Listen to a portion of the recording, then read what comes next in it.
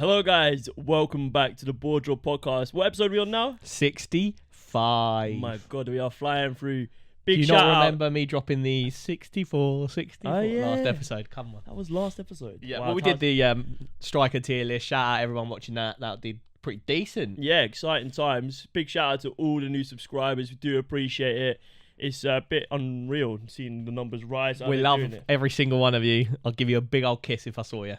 But yeah, if you guys aren't already, get involved with the Gabriel Martinelli shirt giveaway. Will he be back in the starting lineup, do you think? They said he wants to be back for the City game. So this weekend could be the end of the giveaway. Who knows? Could Gabriel Martinelli score and bring glory to... Is that the Emirates? It is at the Emirates. To the Emirates.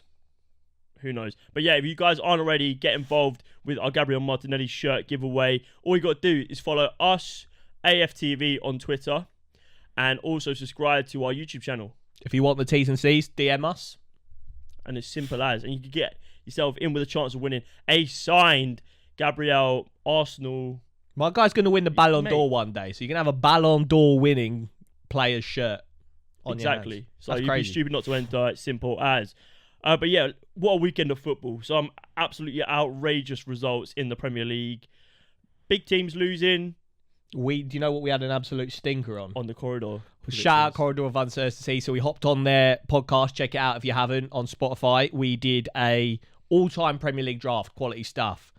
And at the end of that, they do a predictions league where you get given 5 fixtures for the week coming up. And you got to predict the scores, obviously. And you get a point for if you get the correct result and 2 points if you get the correct score. Do you know what we got? I think we got 1 each. We got 1 point each. 1 point each. I was on for 2 points for the Arsenal game, and then they scored in like the 90th minute to make it 4-0 because I had 3-0 for that. Yeah, the only result we predicted correct was the Arsenal game. The rest was so bad. We didn't predict Villa. Yeah, we predicted Brighton win. We predicted Man United win. No, we predicted Everton win. Yeah, we predicted Chelsea win. I think. Or we both predicted Fulham draw. That was it. A draw. Chelsea draw. Yeah. So bad from us. But as you know, if you're a day one of the podcast, our predictions are usually shit. So don't hold us to that. And also, who could have predicted what would unfold in this weekend's or the weekend just gone nuts, to be football? We'll start with the early kickoff on Saturday, the one kicking off this game week. Never back the early kickoff. Aston Villa 6, Brighton 1. Ollie Watkins bagging a tasty little hat-trick in front of Gareth Southgate, putting his name right in the spotlight for contention. And Unai Emery masterclass. Mate, the geezer is different. I think he's got De Zerbi's number. I think that's a couple of good results he's had over De Zerbi. And who should we start? Should we talk about why Villa are so good, or should we talk about why Brighton every now and then do get a pumping? Let's talk about Brighton. I think we won't get out of that quickly. We'll get over that, and then we'll get into why Villa are so good, because I think a lot of people are talking about Brighton at the outcome of this game. Yeah, Villa their credit. Brighton are so good all the time, and occasionally Everton last season, West Ham at the start of this season, and now Villa. They'll play teams off the park and the Europa League, but that was like a slightly rotated squad. But yeah, they'll play teams off the park. They'll play big teams off the park. You see, they play Arsenal off the park at the end of last season. Man United, they've got the number over. Yeah, they're a really good side. So why does every now and then they just get an abs? It's not even like a loss. It's a pumping. Yeah, and it's very simple. I mean, they play one style of football. It's an outrageous, attacking, high energy, very systemic style of football. But when it goes wrong and the teams they come up against hit them on the counter, they struggle to sort of reset and take the game a different way, I think. Yeah. Because Aston Villa, for the most part, sat back, hit them on the counter. Aston Villa had some very impressive passages of play. Yeah. Really impressive. But we saw that against Everton last season as well. They sat back, they hit them on the counter. I think Brighton dominated the ball in that game. Brighton dominated the ball against West Ham. Sat back, hit them on the counter. I think they're so ingrained in this one style of play, and it's obviously such a difficult style to get working correctly. You are due some results when this happens. Like this is gonna happen to you when you play so aggressively with such energy. Do you know what I mean? You're asking your defenders and your midfielders to take crazy risks when keeping the ball under pressure deep in your own half. You're leaving yourself vulnerable, and sometimes it's going to go wrong for you. And especially in a game like this where they were 3-0 down within about 20 minutes. Yeah, facts. And I was listening to Unai Emery after the game, and he was saying that he's played Brighton and tried the high line, and you just get passed about. So he, specifically this game, sat a bit deeper and like congested the midfield. Aston Villa are really good at congesting the midfield anyway, because they play quite a narrow formation. But I think the narrow formation and the congested midfield helped massively in this game, because you got Billy Gilmore, who's very decent when he's on the ball, but physically not like super good. And they started an 19 or 18-year-old called like Hornshaw or something like that for his first game. And so as a midfield, that's brave. That's two young players that aren't physically going to match Douglas Luiz, aren't physically going to match Kamara, aren't going to physically match John McGinn. So if you get them in a physical battle and the Aston Villa players win the transition, win the ball back and start a transition quickly, you can catch. And if they play like over the top or round the back balls to Ollie Watkins, who's always going to run the line, and Diaby, mate, you're in for a winner. And I mean, I like what you said there. As soon as there's a turnover in play and Aston Villa get the ball, that Brighton midfield is instantly overrun. Douglas Luiz is one of the most underrated players, not just in the Premier League but in world football. Yeah, he goes about his business so quietly. Think he's good. so good. Yeah, McGinn as well, unbelievable. I think he's starting to get his plaudits, which is great to see. I think he just needs to provide a bit more output in terms of his game. But he's an outrageous player, and he's a player that you don't notice until he's not in the team. Yeah, he's one of those players that like Conor Gallagher that. And I'm warming to Conor Gallagher because I was watching Chelsea play Fulham last night. And if you look at just the stats, Conor Gallagher didn't do too much in way of like output. But he just runs for days. And John McGinn's one of those players that just runs for days. And if both of them, McGinn and Gallagher, can add a bit of output, which Gallagher had in that Crystal Palace season, if they can get output in their game, the way they run around, plus that output, they're crazy assets. Crazy. But yeah, let's talk a little bit about Ollie Watkins. He seems like a man possessed. Since Unai Emery's come in, it's clear that he's worked with him. I think he's even said in interviews the way that he's sort of gone about it. He doesn't want him running the channels anymore. Yeah. He wants to put himself in goal scoring positions. He looks incredible. And I was listening to the Rest is Football podcast earlier, and they were saying he's not a naturally gifted finisher. He's a little bit, all the football hipsters say profligate in front of goal. That means wasteful. I probably agree with that. But he's getting better. He creates so many chances for himself by being in such good positions. And he's got all the attributes of such a top athlete. He's strong, he's fast, he's powerful. And he's a good IQ. Sometimes he snatches in front of goal. Yeah.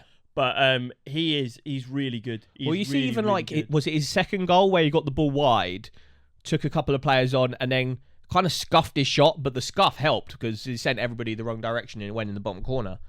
He is a little bit snatchy in front of goal still, but that'll come because he's still young and he hasn't been playing this lone striker role for long. He's probably played it a couple of seasons now. I mean, initially he was coming in off the wing, wasn't he? Exactly. He's grown up as a winger, so to move from that to the lone striker role, kids become a striker from early and then they get calm in front of goal, and then as they break into the first team, they're not as like shit the bed when they're in front of goal. But if you late develop as a striker, takes time to get calm in front of goal. It's a big skill. Yeah. Where does this put him in contention for an England spot? Because at the minute, England, you would think we're blessed with strikers, but obviously Harry Kane's the starting striker. Then you've got maybe like sort of a bracket with Ivan Toney, Callum Wilson. So we had Ivan Toney next. And Ollie Watkins. And then the next English striker after that was Callum Wilson. And then the next English striker was Ollie Watkins. Do we stick by that? I probably think so. I feel like the FA are just going to go nowhere near Ivan Toney. I don't know though. Like, if he's done his time, and he gets like a big six move, which looks likely, you'd be stupid to turn it away. There's players playing in other national teams who have done far worse things. Facts. So let's not pretend that he had some betting issues, but you literally have a Premier League full of teams with betting sponsors. The most profitable football-based game is literally betting. FIFA is literally a betting game. Ultimate Team is gambling. Fuck FIFA, the game. It's not even FIFA It's in anymore. the game. It's in the game. But it's everywhere. Yeah. So I think that's a discussion for another day. Yeah. That's what I did my dissertation on. Football gambling. Didn't you do a graphics degree? Yeah, I did like the kind of how betting apps kind of entice gamblers and like the football kind of sphere around that. If this episode gets 100 likes, Roz will release his dissertation. Don't try us. He will do it. But yeah, Unai Emery, since he's come over and taken the reins of Aston Villa, he has turned them into sort of an understated powerhouse, I think. Yeah, I was going to put in here. Oh, no, I did put in here. Champions League contenders? Absolutely not. Oh, I had them in my predictions, if I remember rightly, for the start of the season. And I was a bit ballsy and then kind of was like, oh, why did I do that? I had them finishing 5th. I think I had them taking Spurs' position, who I had Spurs in like 9th. I probably regret that a little bit now. I think But maybe 6th, 7th, 8th is probably as high as I would think have they look them. really good. And another person I want to touch on while we're talking about Gareth Southgate and England call-ups, Ezri Konsa. I love Ezri Konsa. He's outrageous. So good. I think what will bode super well for him is that he's the right-sided centre-back. England aren't blessed with a lot of right-sided centre-backs. You've got John Stones, and then we kind of shoehorn Kyle Walker into that right-sided centre-back option. And then we've got like a plethora of left-sided centre-backs. You've got Gay, you've got Maguire, you've got Tomori, Colwell, Tomori, Dunk. If you get Ezri Konsa as the backup for Johnny Stones, I like that. I like that a lot. I don't know why he's never had a look in. Because he's been doing it consistently for a couple of seasons now. I know Villa under Gerrard were a bit shite, so maybe you could discount that. But since Unai Emery's came in, he's been quality. You know what happened is Tyrone Mings will get a call up before he will. Yeah. And he's a left-sided centre-back. So, Villa, I think that they ended the season really strong last year, and they went on like this crazy run. I think it was only second to Man City's run. And I think since Unai Emery's taken over, Ollie Watkins has the 3rd highest goals scored in the Premier League. I think I heard that. Behind Haaland and Salah, I want to say. Yeah. Something along those lines.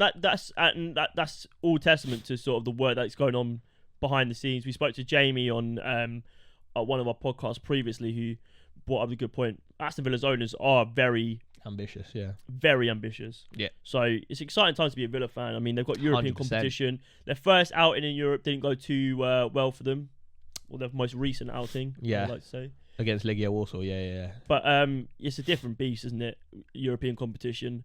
Anything else you want to add to this conversation? Nah, I just like what they're doing. I think they've got a nice little squad. I think they've got decent little squad depth as well, because I was kind of comparing them to Brighton, who they're like in similar positions. They're both teams that want to try and break into the top 6. Both of them have had good finishes last season. Both of them got European competition.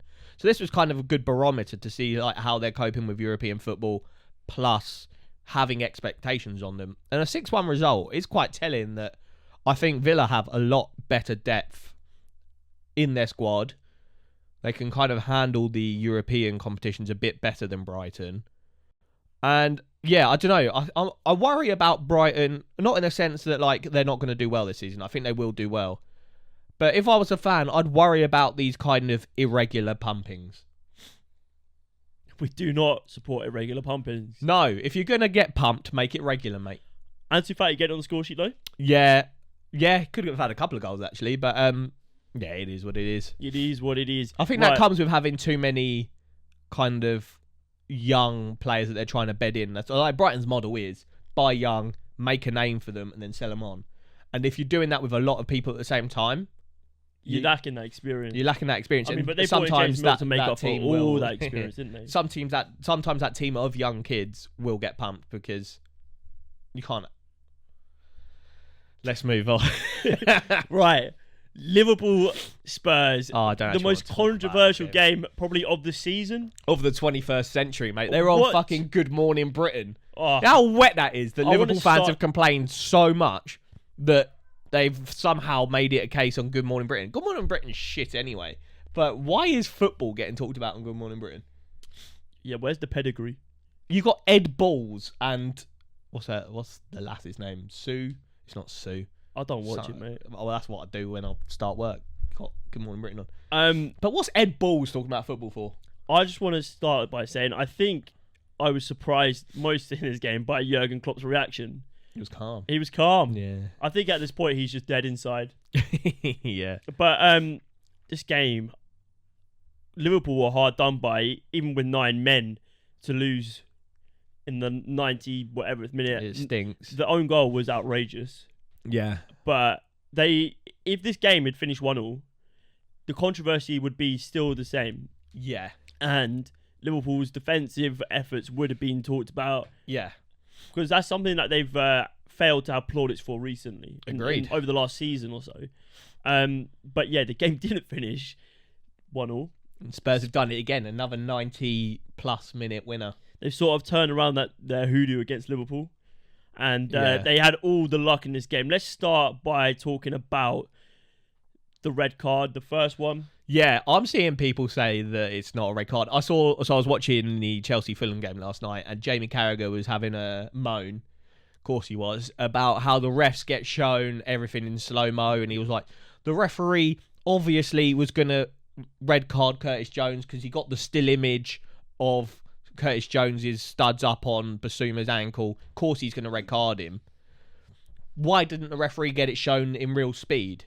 And I was like, fair enough, show him it in real speed, but you've still got to show him that picture because he is literally about to break Basuma's ankle. Yeah, I think, do you know what? It's a harsh red because, hear me out.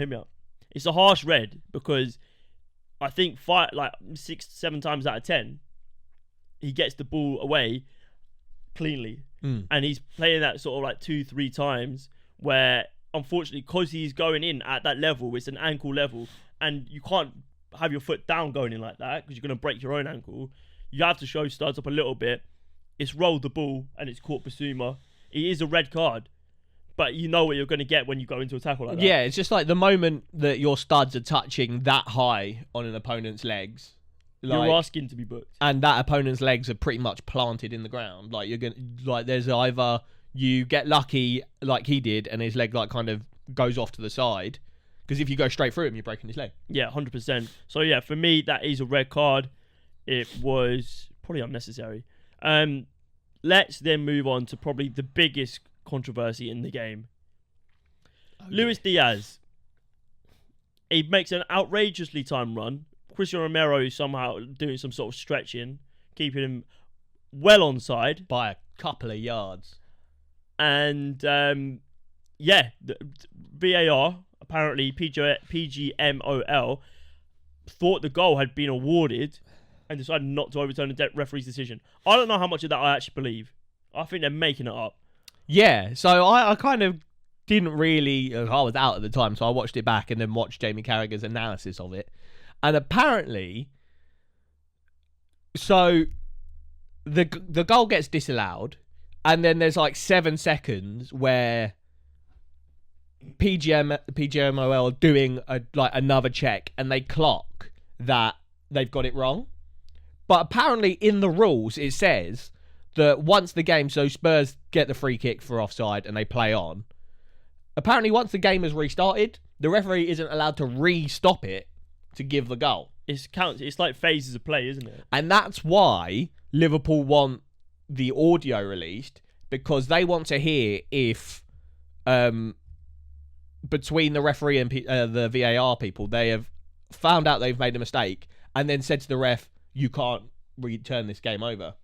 And also in the statement they released, I'm pretty sure they said that they thought the on-field decision was a goal.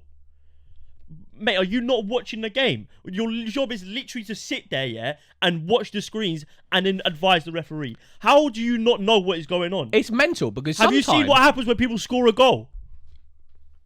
Have you seen what happens? People celebrate. Yeah. You know what's mad? Is sometimes I'll watch football, but I'll be on my phone or something, and I'm still more clued in to the game and what's going on than these refs who are paid specifically to watch the game, and that's all they're doing, and they're not as tuned in as someone that's dicking about, watch it, dick about.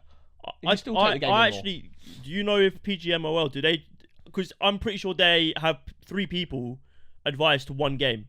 3 people behind the scenes working on one game. If you have 3 people who can't see an offside that is clear as day onside, what are they good for? I don't Agreed. I don't want to attack them personally. Yeah? I did. But genuinely, what are you good for? Because that is as blatant as it gets. You have absolutely undermined any integrity that VAR had left, and it was dwindling fast. This season has been nothing short of a catastrophe for VAR, and I think it's time. It's time to go. Get rid of it. I agree. I think so. I'll keep going back to Jamie Carragher. He says VAR is at a crisis point, and I agree. I think it's as bad as it's ever been. And how can something that was implemented with kind of no basis or foundation and was like, we'll grow into it? How are we growing into it? But it's getting worse. Worse. Like, we've got more time, more experience with it, more exposure to it, and it's worse. It's a car crash. It's so bad. And what I want to talk about, so I saw a tweet and it was like, how would you fix VAR if you were given a choice? And I jokingly just tweeted, stop hiring fat bald men from Manchester. Kind of like a joke that all referees are white dons from the UK. Why don't we, and I think we've said this on the pod, as the best league in the world, with the most money, with the most eyes, with players from around the world that are the best, we cherry pick them, we take them. Why don't we cherry pick and take the best referees? Because I don't think they want to be here. Money talks. We would pay them more than. Do you know what we should wherever they are. That's why they're worried about Saudi. Let Saudi come in and take all these balding men. I said it. Bald white men. Let them Simon Hooper off. And then we can give 90% of money to reinvesting into good referees. Yeah, I agree. Simon Hooper, start learning Arabic, buddy. Yeah, referee tier list coming soon. Come on! That's a little motive, you know. Simon Hooper's the only one I know because he was one from the Liverpool game at the Met. I'm going to have Keith Stroud straight in. What's like a tier below learn Arabic? What's Gianluigi Parigi, the bald Italian don? He's the GOAT. He's the GOAT. But yeah, Simon Hooper, buddy, start learning Arabic. Yeah. I don't see where it goes from here because what's his name on Sky Sports who does the referee? Oh, Dermot. Is it Dermot Kennedy? Gallagher. Dermot Kennedy. He's singer. Dermot Gallagher, yeah. Fair play to him because he comes out and just gets bollocked for like 40 minutes. He's a melt as well. But my God, he just sits there and he's like, well, in the laws of the game. Well, mate, perhaps you should change the laws of the game. The laws of the game are clearly not working yet. You've just got it so wrong. And then they're going, well, why couldn't the referee just go over to Klopp and Postecoglou and say, look, guys, we've got it horrifically wrong. Do with that what you will. Because I think that's... Sure, that'll cheer Klopp up. But, like, do you know what I mean? Yeah. We just need to be aware of what's going on. It's weirder, because now there's kind of like this theory, this kind of... that PGMOL and VAR knew that the mistake had been made, and there's like a cover-up to not let people know that they made the mistake. Of course it is. Just own up, say you made a mistake, that's going to be less toxic than everybody now kind of getting their tinfoil hats on and being like, there's a fucking scandal, there's a bloody cover-up. If they just gave us some transparency into what was going on behind the scenes, I don't see how that is difficult to implement. It's the biggest league in the world. Facts. The other thing is, the VAR technology used at the Qatar World Cup for offside was perfect. Yeah, why have we not? Name me one VAR controversy from the Qatar I World can Cup. Remember none. Exactly. Yeah. Exactly. None. Why have we turned that down? The Premier League were offered it and turned it down. They've added extra cameras. Bro, the cameras don't matter if the guys looking at them are blind or stupid. Just get robots to do it, which is what the Qatar World Cup pretty much is. It's just robots that figure out the line. But it drew the line. And they put a wall up. And that was it. Clear as day. Show that on the screen. Get the referee to tell you what he's doing. You know why they haven't done that? Is because that would throw these bald white men out of jobs. Yeah, 100%. Mate, they're not good enough. One robot could do the job about 20 of these dons, and they're scared about it. I actually think we should... This is a good idea for a video, yeah? Come on. We go into a pub, and we get 3 random blokes, yeah? They have to have hair. Drinking Stella, yeah? And we put them in a room and we let them watch a Premier League game live and we ask them to make decisions. We don't give them any audio and we blur out the lines when everything that's going on. Blur out the referee. And we get them to make decisions as it happens. I guarantee they get more right than VAR. Mad. 100%. Because They are stupid. Sometimes maybe good, sometimes maybe shit. Spurs are doing well though. Yeah, it's a buzzing result for Spurs. Like I think Spurs. I tweeted this during the game that when it was 10 men and they were pushing for the win, it was like a must win. But like if you get a 1-1 against Liverpool for Spurs, that's quite good because they've had bad times there. When it was 9 men, it was like you've got to get 3 points here or it's a failure. And they were fortunate. And to do it fortunately, you could probably read into that. They probably should have found a way around them. And this plus the Sheffield United game, why is it taking them so long to break teams down? Maybe we look into that. But on the kind of service level, 3 points against Liverpool is bloody buzzing for them. Yeah. Unbeaten still. Happy days. Only Arsenal and Spurs unbeaten in the Premier League at the minute. Liverpool, what's going on? I think for me, my main problem with Liverpool at the moment is still that they haven't got a defensive midfielder in there. They didn't start this game. They brought Endo in. I think it was just to kind of appease fans after the Caicedo palaver. They brought Endo in, and as much as I don't think he's the solution, he's got to be better than he's nothing. the only one with a defensive mind in that midfield. You've got Gravenberch, who maybe can do it, probably not that well. He probably wants to be a bit more attacking. And then a midfield three of McAllister, Szoboszlai and Curtis Jones. None of them have a defensive bone in their body. They're trying to play like McAllister's his DM. Yeah, and that's just not going to work. You're asking for him just to get red cards is what you're asking that's for. Basically all that happens. So, yeah, for my main issue with them, like you can talk about the defence. They've got injuries. No Trent. I think he was back towards the end of that game. But yeah, I think there's just no one with a defensive mind in that midfield. Back in the day when they were good, quick in transition, they had Fabinho and Jordan Henderson defensively minded to cover for Trent. They've gone from that to no one with a defensive mind. See, they removed like Jordan Henderson's stuff from the training ground and from the stadium. Apparently something big went on behind the scenes there. I thought he was still pally-pally with Klopp. Maybe it's with the higher-ups. I don't know. Yeah, perhaps. We will never know because there is no transparency in football and it's killing the game. Right, should we move on to talk about one result which really upset the equilibrium? Hello, title race. That Korean guy That Korean guy up top. The Hwang is a guy, man. He's so good. That first season, when he broke on, I got. And then he got loaned out last season. Yeah. I don't know. When he first broke in, I had him on fantasy from early, and I was like, this guy's a little bit of a menace, and he just was so good. And I've always thought this with Wolves. They've got attacking some very good assets. Like we kind of rinse Mateus Cunha a little bit, but I think. Yes, he's a bit profligate in front of goal. That's a word of the day, boys. But he does put a lot of effort in. He's in that kind of ilk with Conor Gallagher and John McGinn. They're runners. They're workers. And around them, if you've got people that are clinical in front of goal, Pedro Neto, Hwang, there is a nice little unit there. And I think, obviously... Pedro Neto is unbelievable. Yeah, he's due a big six move. He is top tier. He is one of the best wingers in the Prem. Winger tier list? Have we done that? I think we did like a top 10 wingers. But yeah maybe. So I think Wolves have something. Obviously, no one expected them to beat Man City, and we can talk about why Man City were a little bit meh. I think from the days of like Nuno Espirito Santo, they've had Man City's number. They're a bit like Man City's bogey team. Yeah, I'll back it. I like what they're doing. We've got to respect Gary O'Neill. Everyone kind of laughed at him when he took over after Scott Parker, and then he got booted out by Bournemouth. Say what you want about that. We've kind of made our peace with that. I wish we took him. I wish we had him. Yeah, QPR could do with him now. How you feel about Mickey Bill getting Oh, you moly bastard. What a little rat. He's got exactly what he deserves. But I'd have him back at QPR. But I love you, really. No, it's just because it can't get worse, can it? Yeah. I would happily just say my sorry and just let him back because it can't get worse. It can't get worse.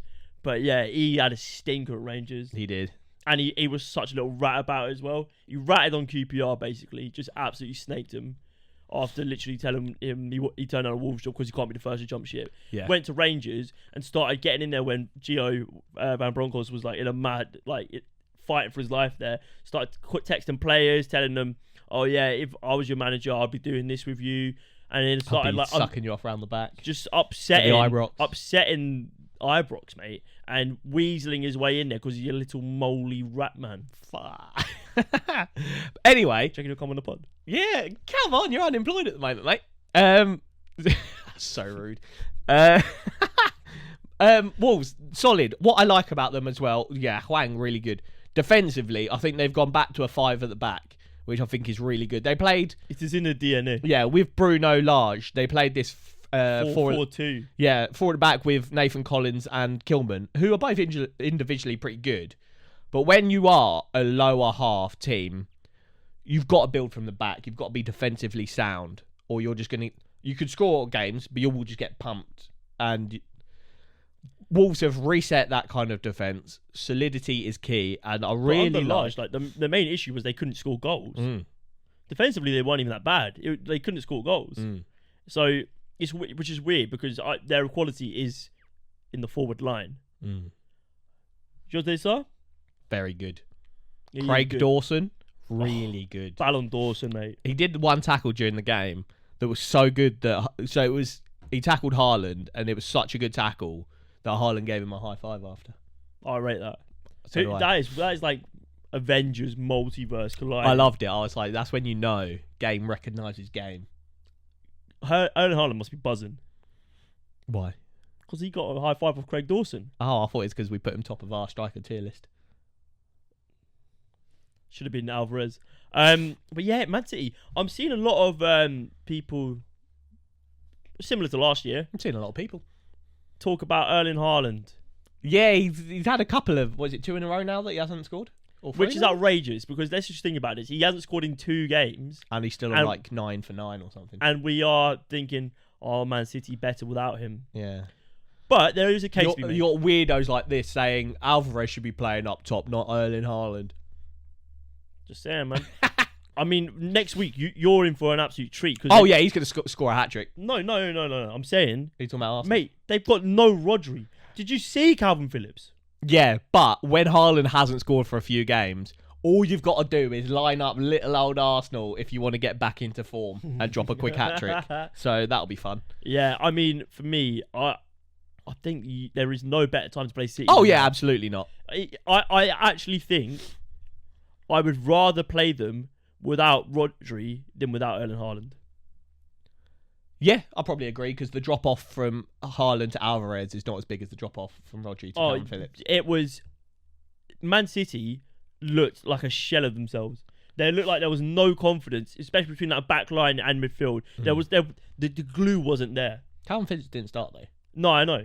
But Kovacic as well. Yeah. Kovacic, the problem he's not a... None of them are DM. He looks like a DM. Yeah. But he's not. He's like a little dribbling ball carrier. And same as Mateus Nunes. Yeah. So there is no glue.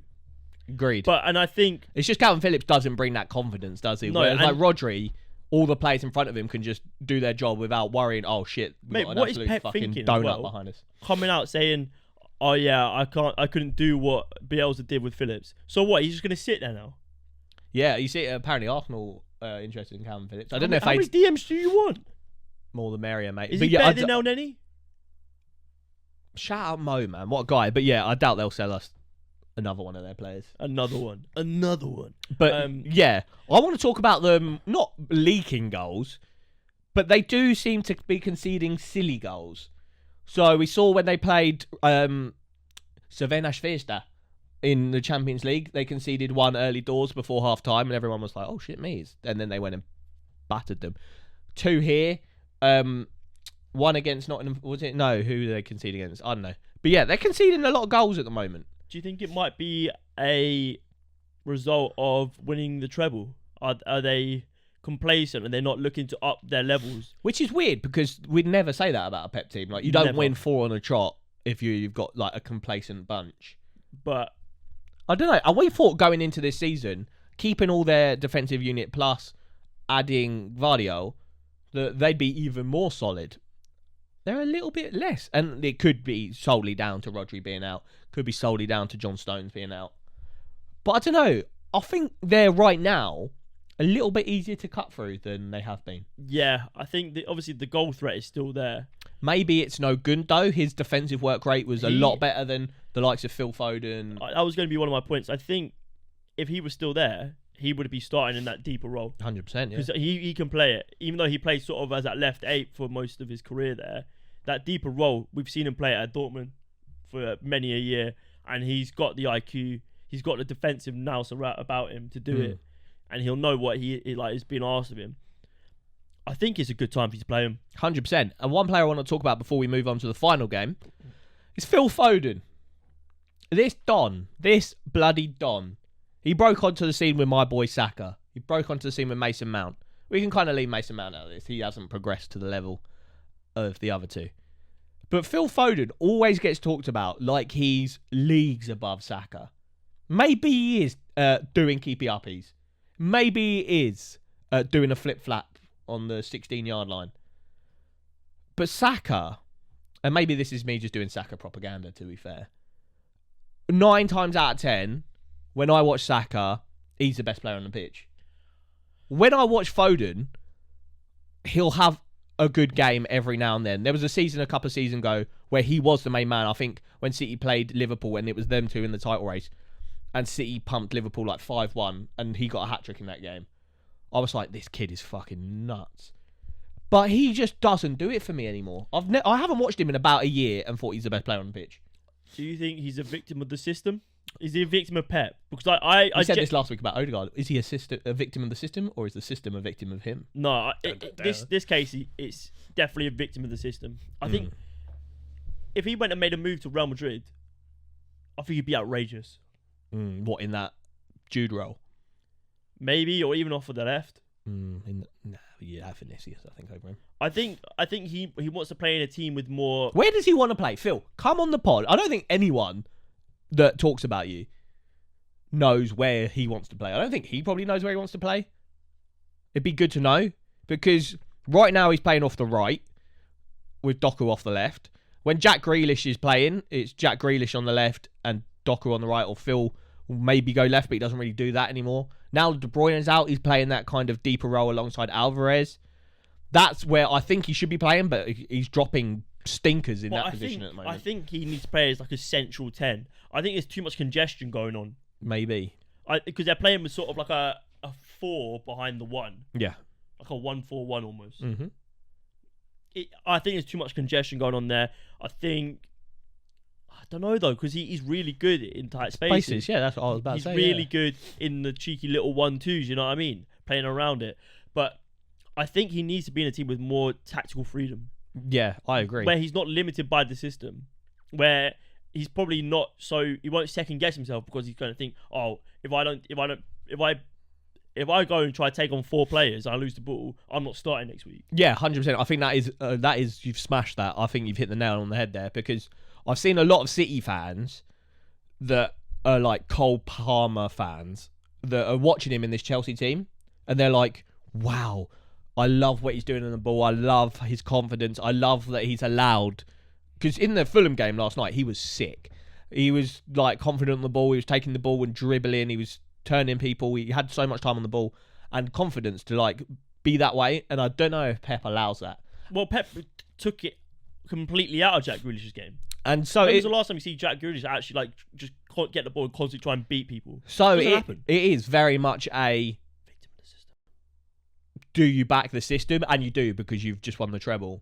Versus, do you back one player's kind of hitting their ceiling potential? No, I think Phil Foden is still probably the English youngster with the most potential. Wrong. I think so. Right, let us know. Phil Foden, what should he do to hit his potential? Because do you agree with me that he's slightly dwindling? Phil Foe, is it time to go? Let us know. Down below. Bars. Right, final game that I want to talk about is stinky Man United. Just take the floor, man. So, 7 games played in the Premier League this season. 3 wins, 4 losses. What is going on at Man United? They beat Burnley, and I saw Man United fans saying, this is the turning point. Blah, blah, blah. You were actually the worst team in that game against Burnley. So take that in. And I said on the pod, I was like, don't get carried away, because it's not all fucking unicorns and dildos. It's you polished a turd a little bit with that result. And now the turd's back and it's stinking. A 1-0 loss at home to Crystal Palace. Crystal Palace, fair play. They can beat a big Don on their day. But I saw Erik ten Hag come out and say after the game, no disrespect to Crystal Palace, but every time Man United play Crystal Palace, they should win. And I totally agree. Man United are the biggest club in the world. But nothing's a given in football. Nothing's a given in football, but Man United are the biggest club in the world. And if they don't go into every game, no matter if it's Crystal Palace, no matter if it's Arsenal, Chelsea, Man City, Luton, they should go into every game and think they should win. So I'll back Erik ten Hag in that sense. But you didn't win. And you've not been winning for a while now. Coulda, shoulda, woulda. Coulda, shoulda, woulda. Anyone in football. I made a note here. United literally never dominate a game of football and then go win. Yeah, no, you pointed this out early doors this season, and I back it. Why has Erik ten Hag struggled so long now? He's been there a year and a half? No, about a year and a quarter to impart his Ajax philosophy of playing out from the back, retain possession, quick transitions. The Cruyffian football, mate. Why is it taking him so long to do that? You've seen Pochettino. I don't think he's had great results, but I can see quicker what he's trying to do with that Chelsea side in 7 games than Ten Hag's had about 70 games. Why? I don't think Pochettino's a particularly better manager than Ten Hag. I'd say they're probably even kilter, if I'm honest. I just think there's so But why is much... he taking so long to get a system working? I don't really know what his approach is, but I think he's gone for this like authoritarian, like discipline and I like that approach. Vibe. I like that. Yeah, but it's only worked so well because the vibe around the club is dead. Yeah, it's toxic. Mate, there is no pulse at the minute at Man United. Yeah, I like the kind of stance that he took on Ronaldo. I like the stance that he took on Anthony and Jadon Sancho. The Jadon Sancho one, I'm a little bit like, but I like a manager that makes bold decisions. That's why. But mate, that's like £200 million worth of players that he can't work with. Yeah. At what point are you not a good manager because you're just trying to lay down the law? I don't know. Like I liken it back to Arteta doing the same with Ozil and Aubameyang. It's not in terms of transfer value, but in terms of wages, it's about the same amount. Like they were both on like 300k each. So I like when a manager knows his like vibe and doesn't want kind of toxic players in and around the changing room. But that only works if the results are right and the performances are right. And neither of those, like Arteta had that. He had performances going well when he made the big decisions. Ten Hag doesn't have that right now. Yeah, I don't know. For me, I think it's Roy Hodgson, man. I think he's class. Top man. I actually think he might be like one of the GOAT Premier League managers. I think, yeah, he's... Longevity. Yeah, it's disgusting. Yeah, I think he's one of those managers like Ancelotti that like doesn't get his flowers. The first manager to ever not... Wait, what was it? Like 5 games without losing at Old Trafford? Yeah. In a row. Yeah, nuts. One of them was with Watford, mate. Come on. That's nuts. And he's an absolute guy. He's been around. And his assistant manager, I can't remember what his name is. Oh, yes, used to be at Leicester. Craig Shakespeare, is it that? No. I'll get it up. But I just love the duo. They're a dynamic duo, and I just think, yeah. Yeah, no, I like what he's doing. I like Crystal Palace right now. Ray Lewington. Bro, they're just the duo. They are them guys. We are them boys. And I want them to do like a Pete and Baz style cypher. I think that'd be so good. That would be good. Maybe we edit one. Just get some AI involved. Yeah. But yeah, stinky result for Man United. We saw it the weekend where Brighton held 6 at Villa. Liverpool got done dirty by some bald white men. Yeah, fuck the bald white men every time. Man City got done dirty by that Korean guy. And then Man United, you're just bad. Arsenal also won 4-0. Although the ladies on their first game of the season did lose 1-0 to Liverpool. Do you see Lauren James saying she would take prime Eden Hazard over prime Messi? That's a L. You've just damaged the reputation of the women's game by saying silly things like that. Don't say silly things when you're on TV. Say them on podcasts, it's fine. Yeah. But not on TV. Zero hesitation. Podcast you can edit out. Yeah. But yeah, thank you guys for watching. It's been BoreDraw, episode number 65. We got some good content coming up for you. We do. The next 2 videos are huge. Yeah, we're going to be taking a little hiatus. We'll be away in Turkey. Getting some sun. With a few of the boys that you've seen on the podcast. Yeah. But yeah, we've got some videos lined up for you, so don't worry about it. The content will be coming thick and fast. If you're not already involved, get involved once again with the Gabriel Martinelli shirt giveaway. Very simple to do. And yeah, remember to hit that subscribe button if you're not already subscribed. We do appreciate it. The numbers are flying up. 10k by Christmas. That's my aim. That would Let's be make it happen. If that happens, Roz is going to do something mental. Write in the comments what I should do for 10k. Because I'll do it. He will do it. Thank you guys for watching. It's been BoreDraw, and it's live.